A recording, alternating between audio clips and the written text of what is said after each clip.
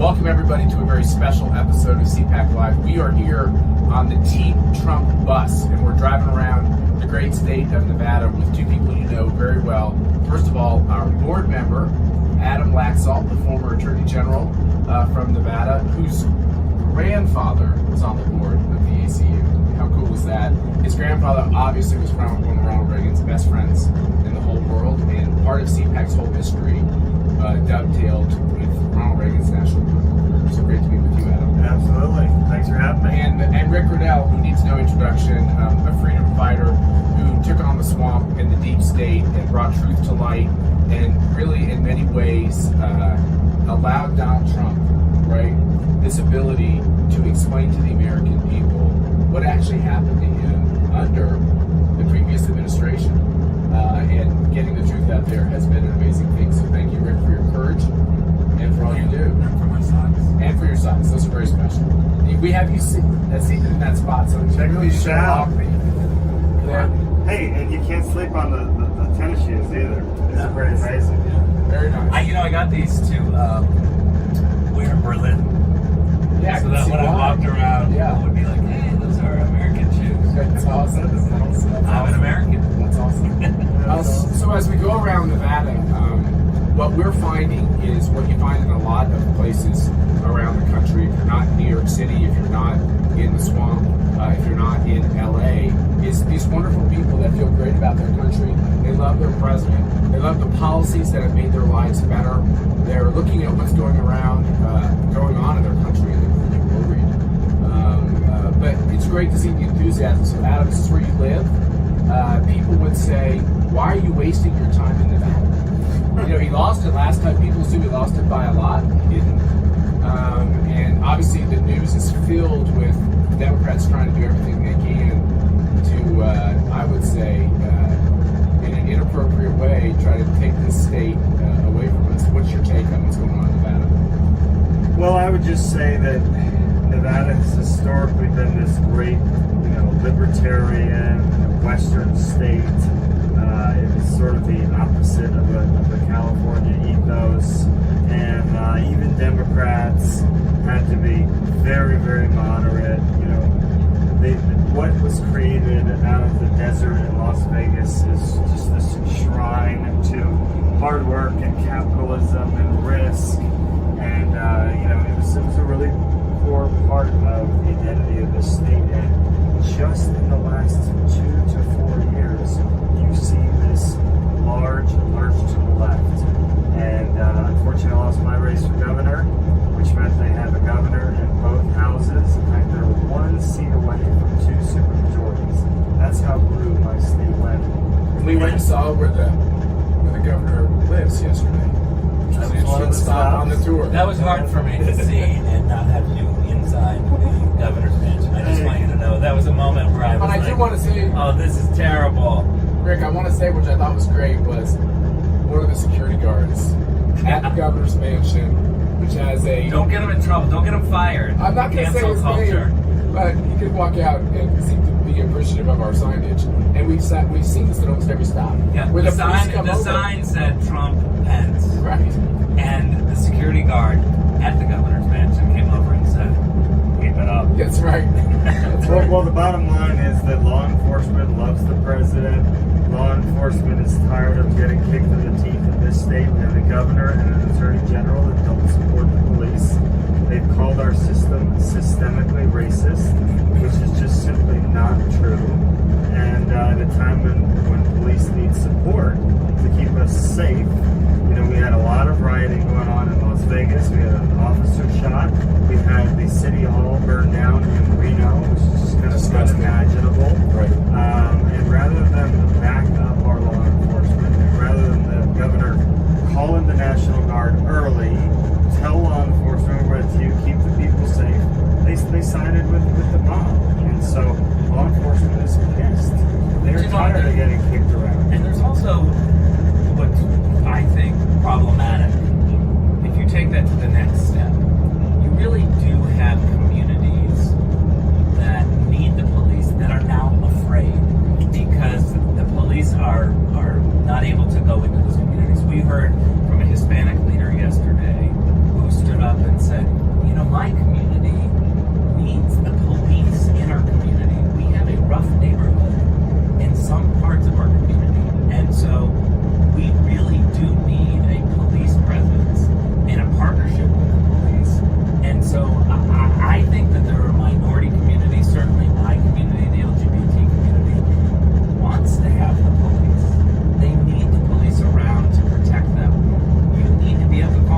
911 and get through to the police in an emergency and have confidence that they are going to arrive and solve the problem. This idea that we would defund the police, I mean, I honestly believe that defunding the police is going to risk 911 services.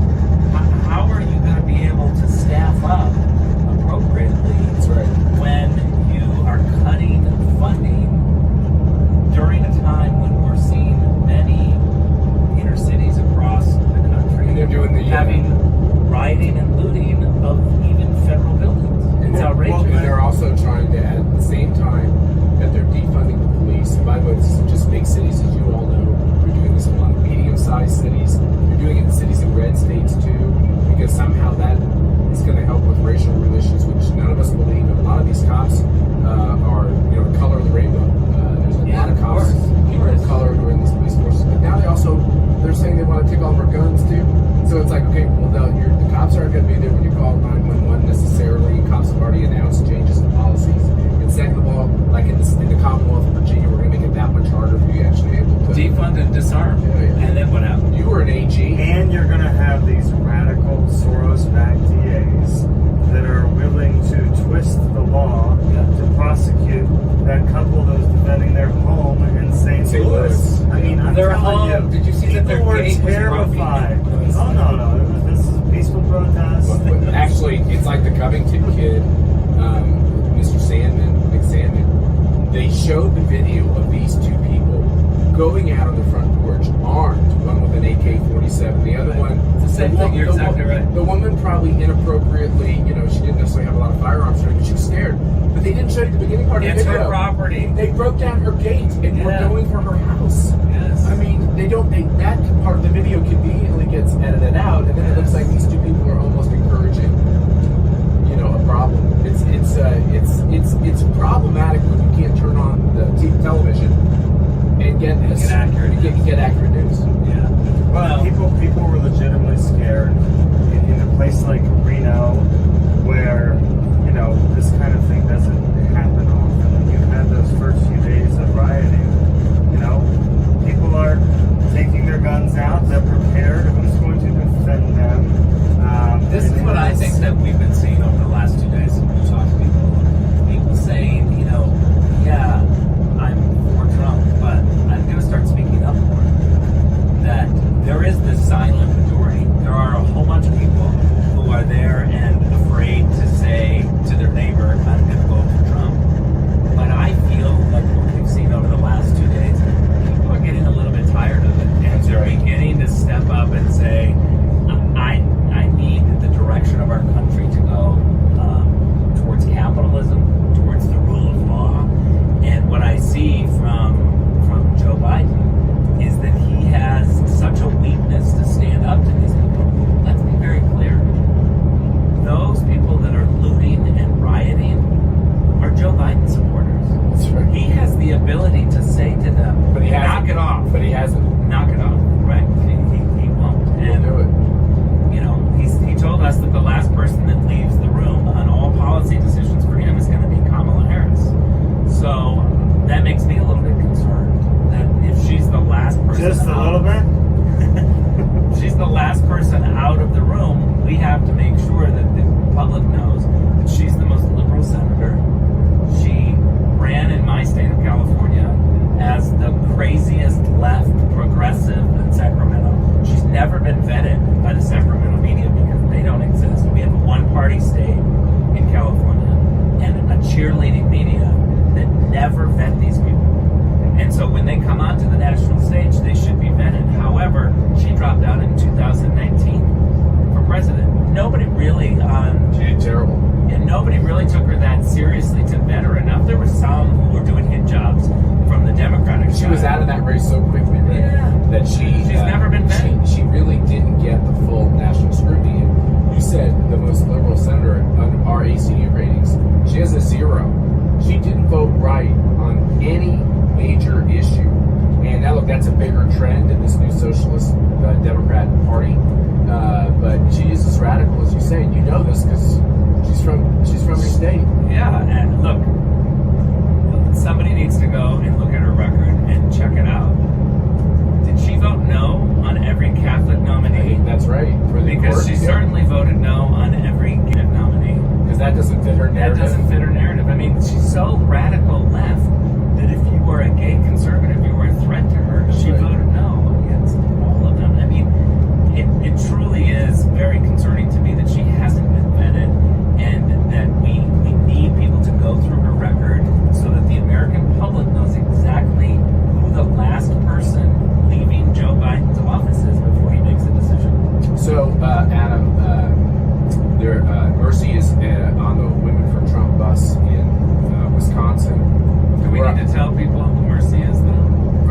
you guys know Mercy, the beautiful Mercedes, my wife.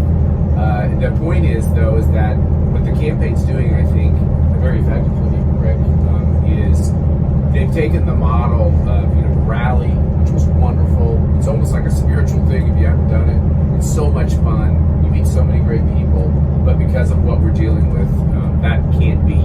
And not only are they trying to stop rallies, they're actually trying to stop schools. They're trying to stop churches. They're trying to stop everything because they actually think that helps Joe Biden. But what the campaign's doing is just breaking up into smaller groups and hitting every one of these battleground states, which I know the people that we've been talking to on the road, you know, they want to get out of their house. They want to have this presidential campaign. They want to fight for what they believe in. They're very emotional about what they feel.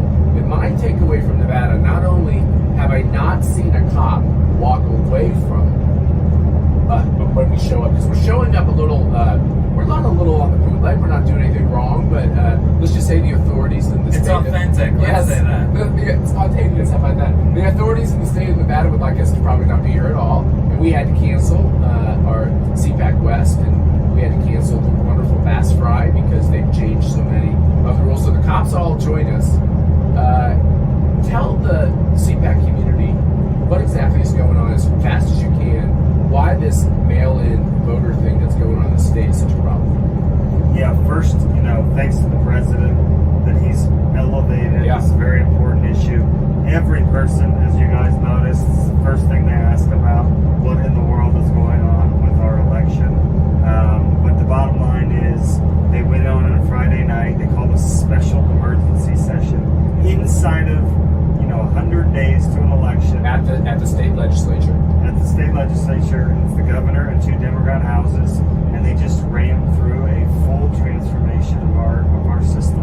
And we have been a in-person election in 16 and 18, and 94 and 95% of the people voted in person, and they want to switch us to a universal mail election. And so people are incredibly worried. Obviously, security is a big issue, but one of the biggest issues is the rolls. And there was the breaking news story out of Las Vegas Review-Journal that over 200,000 ballots from the primary just in the greater Las Vegas area bounced back as undeliverable. 100,000 of those are active registered voters. And I'll remind our CPAC audience that the president lost by 26,000 votes. How many votes a precinct? 14 votes a precinct. That's nothing. And so, are we worried that people are going to trust the results? Absolutely. Can I ask you a question on that real fast? So, if you turn on your television today, you're going to see on all the networks. By the way, you're going to hear this. That the reason why we have to vote by mail is because of the virus, and people are worried about getting sick if they vote. Of course, they can go to Target and they can go to Home Depot, and that's fine. But if you vote, apparently you will get sick. But why is that not true? Always look at the pattern. The Democrats started in California. They actually started in Oregon, Washington, California. The blueprint for the Democratic Party is to move away from in-person voting and move to mail-in only voting. That's what they want. So why did they pass this in other states if it was about the epidemic? And they did this years ago. This is their battle plan because they know that once you have a lot of ballots out there that won't get filled out, maybe go to the wrong addresses, and then you add this third party that can pick them up, that's a big problem. It's so sloppy, honestly, that if this was happening in another country, the State Department would condemn the election. Literally. So would all the human rights groups. Right. They would say, no, it's uncontrolled, it's sloppy, the error rate is way too high. We would have election observers that would say this is unacceptable. Inside of 90 days to transform an election for presidential in a clear swing state. We have outraged We have people. never done universal mail. And what we try to hammer home, those of us that speak on this issue, we believe in your right to vote by mail if you want to. There's nothing wrong with Absentee. that. You ask for it. The local election official checks your name against the file. They see if you're in there multiple times. They're able to update your file so that you only get one ballot, right?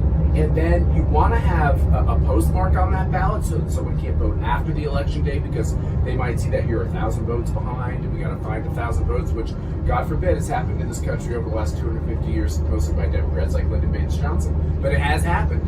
And so you want that postmark because that adds to security, right? And you want to make sure that nobody can fill that ballot out. So you don't want a third party picking up that ballot. I think we also need to be very clear that if you are in this country illegally and you vote, it's a crime. Yeah, let's get ready. It's a crime, and we should make sure that people are prosecuted. It's a felony to vote illegally. Yes. Just in general, so that would absolutely apply to an illegal voting illegally. Which would be talking about foreign interference in our election. There you go. But and here's the thing: we always talked about needing an ID to vote. We're so much beyond that now. I mean, we unfortunately in a lot of these socialist states we've lost that fight on an ID, and We now have no voter ID. right. But now it's even worse. Now it's like you're setting up a scenario where other people can vote for a name on that roll. I have to say that the voter ID thing, I'm not letting go because normal, regular people are like, of course you should have an ID to Yeah. vote. I have to It's have- only the media and these crazy. I love it when you do an interview, Rick, on CNN or MSNBC or one of these television stations. You literally need an ID to get past the lobby security guard, and then you might need an ID to get like on the elevator, and then you do an interview where they make you sound like you're a racist or like an anti-immigrant for saying you should have an ID to vote. Yeah, it's crazy. That's ironic. Yeah, it's. I'm not letting it go because No. I really do believe that normal people think, well, of course you have to have an ID to vote. And the first person that just comes out and says, I don't care what the media says, I don't care what the radicals who want to try to spin an election do. We think that you should absolutely have to have an ID to make sure that you are who you say you are. And by the way, if you want an absentee ballot, you request it, even doing it digitally, and we'll send it to you. And I love how the press tries to make it sound they're lying about two things, most of them. They're saying, oh, well, the president votes by mail and Kayleigh McEnany votes by mail. And of course, they either don't understand or they don't want to understand that once Purposefully. again, right, voting early, voting absentee, the Republicans have always had big, vigorous programs. But the fact is most of the time Republicans vote on election day. And Democrats know that. Democrats are able to, because of the nature of their coalition of supporters, they're able to have easier programs to collect a bunch of ballots. It's a lot harder for Republicans. You know, what's ironic about Republicans is we're so individualistic that we just kind of live everywhere and live our lives. Like, we don't live together. So to try to collect all those ballots for Republicans is always harder. And by the way, we're very rural too. Like this beautiful part of the desert we're driving through, although I don't see many houses at it. But the fact is that if you have a lot of supporters in the rural community, the idea of picking up a lot of ballots is more difficult. The second lie, though, which I think we should talk about, is this postal lie. Mark Meadows, the chief of staff, did a great job yesterday because it just so happens that was the subcommittee on the government reform committee. Just know this: the post office is not being denied a red cent of funding by President Trump. Not a red cent. What the post office and its allies are asking for is extra emergency money because of the virus. Now, why the virus has resulted in them needing these extras of millions of dollars that we could do a whole show on. The fact is they lose billions of dollars every year, and every government entity and every nonprofit, let's face it, around this country has their hand out. They're going to use this opportunity to try to have a big, Nancy Pelosi said she wanted a nearly $4 trillion bill, and it's Republicans saying that's kind of ridiculous. Let's help small business owners. Let's help Americans who might not be able to go to work. By the But way, to use this as an opportunity to give a slush fund to the post office has nothing to do with this question of mail-in voting. My attitude about the post office is, of course, it's important. Of course, it's elderly people rely on it. Yeah. Hey, then I'm elderly because I pay my bills the old-fashioned way. Yeah. I stamp, I write a check. But the reality is that we live in a world now where we have to demand that government programs are reformed, that they are kept up with the times. And the post office You mean it doesn't run like a top? That's what they're acting like right now. Right. That it's Trump that somehow is dismantling. And Adam, they have these, but it's kind of like when they did the cages at the southern border, the cages that Barack Obama bought and assembled, and then they used the video from when Barack Obama was president to blame Trump for putting kids in cages. It's the same thing here. these, they have this video on TV with these post office boxes being loaded on, trucks, and they're like, Trump is going to make it impossible for you to mail your ballot. Just so you all understand, as Mark Meadows described the other day, this is a reform plan put in place by the Obama administration and the previous Postmaster General, because they got to take steps to make sure that they don't lose billions of dollars every year. Well, go to my Twitter feed and see the video that I put out of President Obama critiquing the post office. It's awesome. And being basically negative about the fact that it's not reformed. They just can't help themselves. They've got Trump derangement syndrome. And so every issue is to blame Trump, no matter what the facts are. So, guys, we've had a lot. I've had a lot of fun on the bus. I'm going to let them say they might not like me being on the bus, but it's just the way they got the bad card and the luck of the draw. But at the ACU, we're moving quickly into this program, America versus Socialism. We're going to have a whole political program in battleground states talking to conservative voters, and not just conservative voters, just people love America. That's our theme. A little bit as we close out this interview, Adam, do you think this whole idea of socialism in America, do you think it's overblown, or do you think it's a real threat? I think we've seen the face of the left. This year, we've seen it in a lot of different ways, and what I hear around Nevada is people are scared. People are scared that Nevada and our country may never be the same again if we lose this election. The interesting thing about Nevada is that, especially Las Vegas, is it's a capitalist mecca, and the more opportunity people have, the more people grow. We've been one of the fastest growing cities, one of the fastest economic booms, and people are not going to be with socialism. People have gone from the lowest to the highest in this city because we've embraced this free market system. And so I think it presents a great contrast, and President versus Biden presents a very unique contrast here. We were the hardest hit by the last recession. We took the longest to dig out of the Obama-Biden recovery, the long, slow recovery. And so the voters in Las Vegas and across our state, they already know what a Biden recovery is like. We won't survive a Biden recovery in this state. If it takes 4 years, I don't think he is either. Could be. And what we do know is that the president said, I'm bringing America back tomorrow. Right. And he did. And Nevada has been booming under President But the point on the America versus Socialism thing, too, is it's not necessarily the standard Republican versus Democrat fight.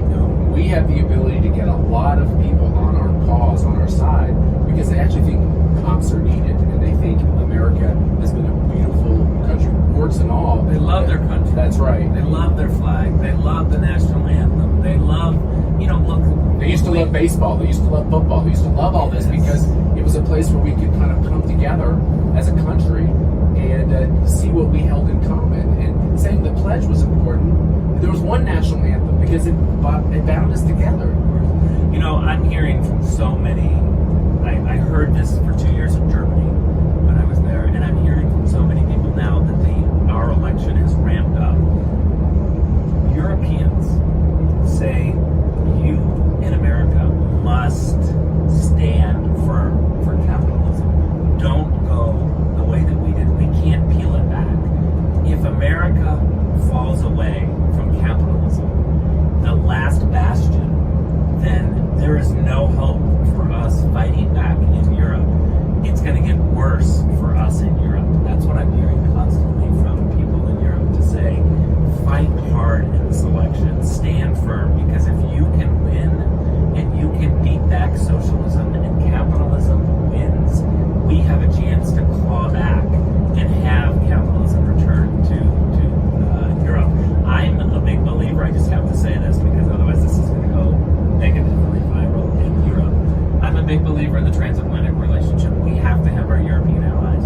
But for too long, our European allies have gone adrift, and they have moved away from the West. They have moved away from us. What the Trump administration is doing is to say, this relationship is so important. We're going to put a stake in the ground. You got to come back to us. You got to come back to the West. You need to be innately with the West so that the West has a transatlantic alliance that is strong. Well, this is something some of you came joining with us on our CPACs overseas. This is a bit the thumbnail for us, not through government channels, is a lot of people overseas really love this country because they know in the end, not just Donald Trump being that backstop, but America being that backstop for these important values. And we see this being played out in Hong Kong, which is really tragic. I appreciate you guys joining us. This has been a great bus tour. I hope we get to do it again. We just got done with... We're going to do it for the whatever office Adam runs for. That's a deal. That's a deal. And I have a couple ideas on that front. I do but too. we just Get your did, checkbook out. That's right. That's right. Mercy and I are on board.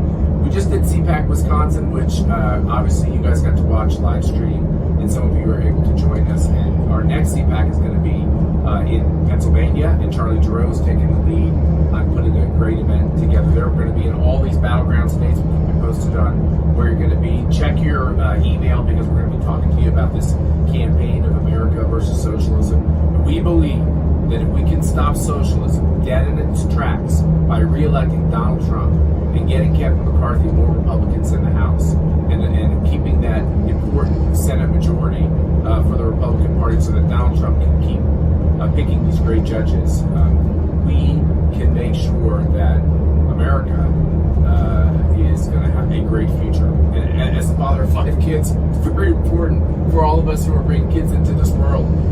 We want them to have a great country. And I think we can do it. So let's all work together to get it done. Thanks for joining us, guys. Absolutely. Thanks so much. Talk to you all soon.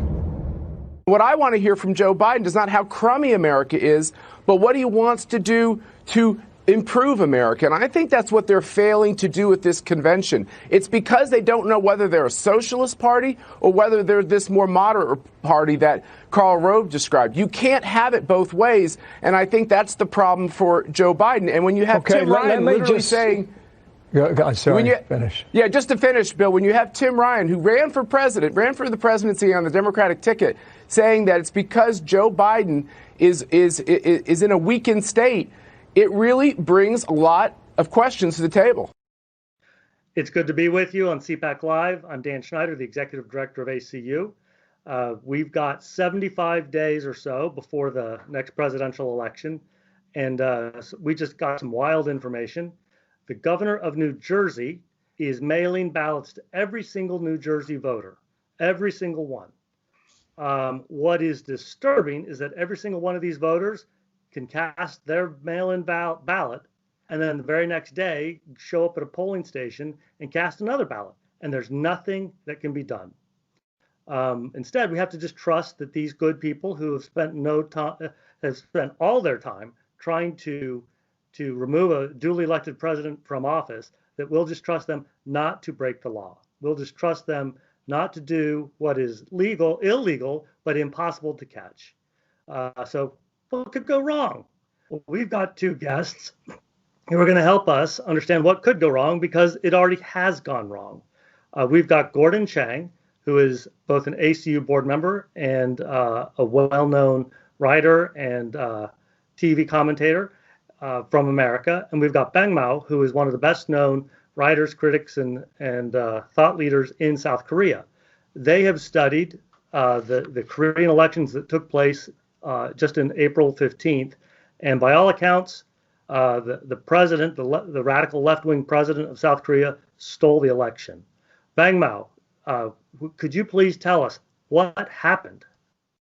Yeah, in short, a very sophisticated set of a computer server and QR code and a Huawei firewall and a very sophisticated server-grade ballot counting machine, electronic counting machine. These things were used to, how can I say, fabricated or steal about 7 to 10% of the vote during the universal early voting. It is suspected. I want to just interrupt you there. 7 to 10% of the vote was stolen in this nationwide election. It is suspected by a U.S. professor, a very famous doctor, Dr. Walter Bain.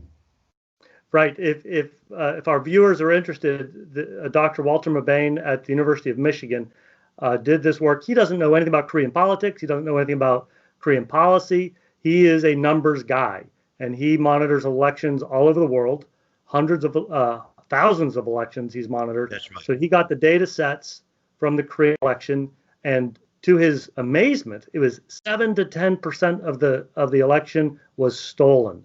That's right. Bangmow, you mentioned Huawei. Gordon Chang, you are somebody who knows what Huawei is about more than almost anybody else on this planet. Gordon, what did Huawei do? What are they capable of? And maybe we can also start thinking about what happened in Korea and how that might impact the U.S. election. Yeah. Huawei Technologies is the world's leading maker of telecom equipment, and it is basically owned by China by 99%, 1% by a private individual. Huawei is China's instrument to dominate 5G, the fifth generation of wireless communications. More important for this purpose, China's used Huawei to surveil others around the world. And in this case, they've not only used it to surveil what was going on in South Korea, they used Huawei technology and servers to steal that 7 to 10% of the vote. So we believe that Moon Jae-in, the president of South Korea, worked with the Communist Party, worked with perhaps Tencent, which is a private Chinese company, and they worked also with Huawei Technologies. And that's how Beijing was able to develop this software that in the middle of an election changed 7%, 10% of the ballots. Yeah, so Tencent, most Americans probably don't know that company, but Tencent owns TikTok, right? Yes, that's right. Tencent owns WeChat, which WeChat. President Trump has put under ban. TikTok is owned by ByteDance, which is another Chinese company. ByteDance and Tencent are very similar. They are internet giants. Well, sir, back to the Korean perspective. Why would President Moon Jae-in do this, and how did he do it? How did he work with the Chinese to get this done? Actually, I don't have a very concrete evidence. We don't. It is all kind of a suspicion right now. So I have to keep my reservation with regard to that. But still, back in the July of 2019, and I look like a Biden. Sorry, 2019.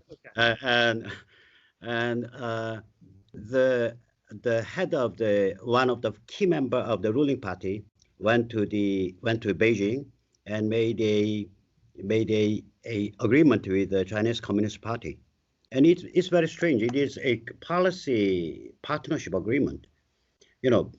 July 2019 is by that time everybody knows that there's a civilization war between China and U.S. Is going to end up with the victory of U.S.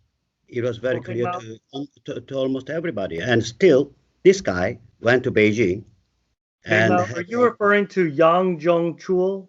Is he the individual? Well, he is notorious for being very pro-North Korea and very anti-American. So he's the guy that the South Korean president sent to the Chinese Communist Party to work out this deal. Yes, the ruling party sent him. He is the head of the ruling party's think tank, which is called the Democracy Institute. So now the Chinese are involved in the Korean elections. They've got their hardware. Gordon, 5G, Huawei, what could go wrong in the U.S. elections here? Well, what could go wrong is what we saw in South Korea, is that they manipulated electronic voting machines. Now, many U.S. votes are recorded on those electronic voting machines. So, for instance, the last time that I voted, 2016 presidential election, it was on an electronic machine. And what we're concerned about is that these machines, some of them have indirect links with Chinese equipment suppliers. With Beijing perfecting its techniques in South Korea, it could try something else. We worry about mail-in ballots, as you just point out. And by the way, I am from New Jersey. And one thing I'm going to do, Dan, is Lydia and I, my wife, we're going to actually go and get absentee ballots. We're going to fill them in. We're going to deliver them on the spot because we are concerned about election fraud. But sorry for that. But what China could do is with those electronic machines, which are in New Jersey, they could just change votes like they did in South Korea. Remember, their software to do this in South Korea changed votes in the middle of an election. It figured out which elections, because there were 300 seats up for grabs on April 15th in the National Assembly. They figured out which seats they should try to change, which they could change, and they changed them instantaneously. So if they can do that in South Korea, why can't they do that in the United States? So we've got to be extremely concerned because we know that China's been thinking about our election infrastructure. Well, Bangmo, Yes. we're going to put a picture up on the screen where bundles of ballots were put in like kiosks, voting kiosks in Korea, and every single one of these ballots were voted for the ruling party. Obviously, there was additional voting fraud that didn't relate to high technology. It was just straight rampant fraud. Can you explain how that would have happened in Korea? You mean, yeah, it is essentially it is a very high-tech electronic kiosk. You know, we Koreans do have a very accurate resident registration, very accurate one, and they are using it. And so everybody can, anybody can go to one of the polling places, which is about 4,000 all over the country. Mm-hmm. Not to his address, not to the one which is in his address. No, any place. So it is actually a kiosk. Still, it provides you with paper ballots. Mm-hmm. So it gives you a false feeling that it is a real, conventional, traditional voting, but essentially it is electronic voting. Well, in some respects, it actually sounds a little bit like what the New Jersey governor is doing and what other governors here in America are talking about doing. Just sending out, you'll get something in the mail, it's paper, and you can vote it. But what if you've got 5 people in your family and you get 5 ballots? Or what if you're in a house, you've moved into a house and you get a whole bunch of ballots, from other apartment owners in the house? And I mean, Gordon, how are we going to prevent this kind of fraud that we saw in Korea just in April? Yeah, mail-in ballots are really an invitation for fraud, and especially with what we've seen in prior elections in this country, this is not some theoretical concern. I just want to mention, in South Korea, this was an election for the National Assembly. The National Assembly, in the first instance, gets to approve a constitution. Moon Jae-in is just 3 votes short of being able to get a constitutional amendment through the National Assembly. And the reason why this is important is because if Moon can do what he wants, he probably would do away with the Republic of Korea, South Korea. He'd merge it into North Korea. Because of this fraud, he's only 3 votes short of being able to end the existence of South Korea. That's why this fraud is so consequential. And of course, Dan, November 3, this election is so consequential for the United States. So China clearly has the incentive to change the election results as they did in South Korea, and as I'm sure they're going to try and do in the United States. Well, we started this segment off explaining that what happened in Korea could be a precursor to what could happen in our own elections. Bangmo, how are the Korean people responding to all of this evidence of fraud? Actually, this government is totally controlling every sector of the media, and shamefully, the Korean learned people, the intellectuals, are not strong enough. So, actually, those people like me who are criticizing before the election and after the election, there's a system. Before the election, I criticized the system itself, and after the election, I raised the issue of election rigging. And these people are prosecuted. For me, I'm being prosecuted. Right. Because they say that I instigated election crime, organized election crime for criticizing the system. Right. And For asking questions. So we are being marginalized. Still there are lawyers and still there are activists. Still there are big demonstrations against this election rigging, but it's an uphill struggle. Well, Bangmo뱅모, I hope that this University of Michigan professor who crunched all the numbers and shows that and I think the language he says is that, well, in fact, I can quote, there are anomalies that strongly suggest the Korean 2020 legislative election was fraudulently manipulated.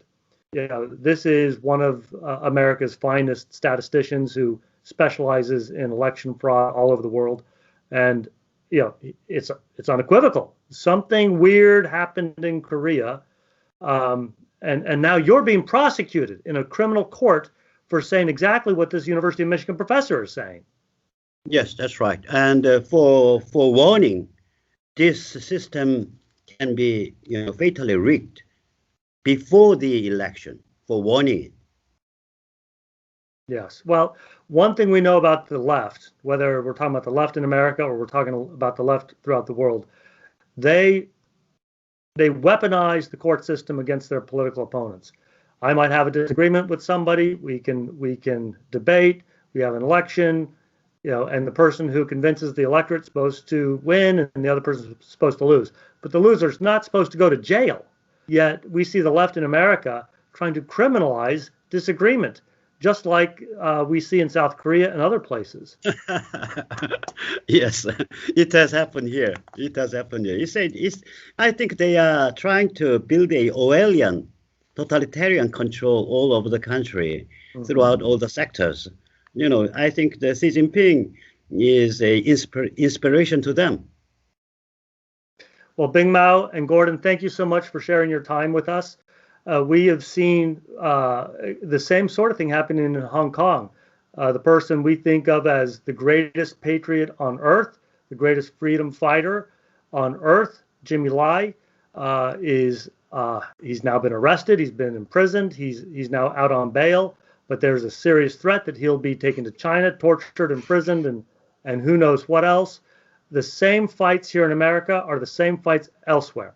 It is about freedom versus the radical left. So as we approach November 3rd, let's keep in mind we have got to fight for freedom. Thank you all. This has been another edition of CPAC Live.